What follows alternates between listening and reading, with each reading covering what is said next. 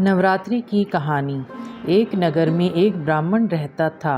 वह माँ भगवती दुर्गा का परम भक्त था। उसकी एक कन्या थी। ब्राह्मण नियम पूर्वक प्रतिदिन दुर्गा की पूजा और यज्ञ किया करता था।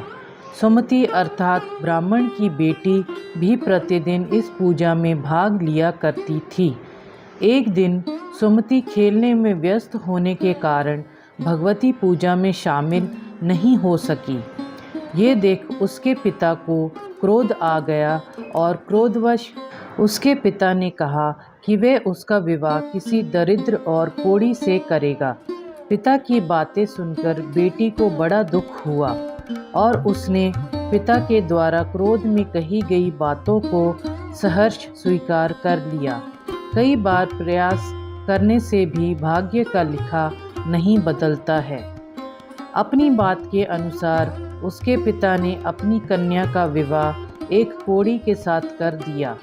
सुमति अपने पति के साथ विवाह कर चली गई। उसके पति का घर न होने के कारण उसे वन में घास के आसन पर रात बड़े कष्ट में बितानी पड़ी। गरीब कन्या की ये दशा देखकर माता भगवती उसके द्वारा पिछले जन्म में की गई उसके पुण्य प्रभाव से प्रकट हुई और सुमति से बोली, हे कन्या, मैं तुम पर प्रसन्न हूँ। मैं तुम्हें कुछ देना चाहती हूँ। मांगो, क्या मांगती हो? इस पर सुमति ने उनसे पूछा कि आप मेरी किस बात पर प्रसन्न हैं? कन्या की ये बात सुनकर देवी कहने लगी, मैं तुम पर पूर्व जन्म के तुम्हारे पुण्य के प्रभाव से प्रसन्न हूँ। तुम पूर्व जन्म में भील की पतिव्रता स्त्री थी।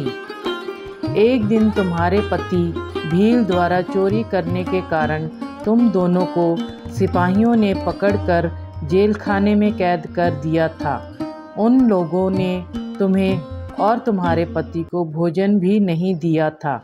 इस प्रकार नवरात्र के दिनों में तुमने ना तो कुछ खाया और ना ही जल पिया। इसलिए 9 दिन तक नवरात्र व्रत का फल तुम्हें प्राप्त हुआ। हे ब्राह्मणी, उन दिनों अनजाने में जो व्रत हुआ, उस व्रत के प्रभाव से प्रसन्न होकर आज मैं तुम्हें मनोवांछित वरदान दे रही हूँ। कन्या बोली कि अगर आप मुझ पर प्रसन्न हैं तो कृपया करके मेरे पति का कोढ़ दूर कर दीजिए। माता ने कन्या की ये इच्छा शीघ्र पूरी कर दी।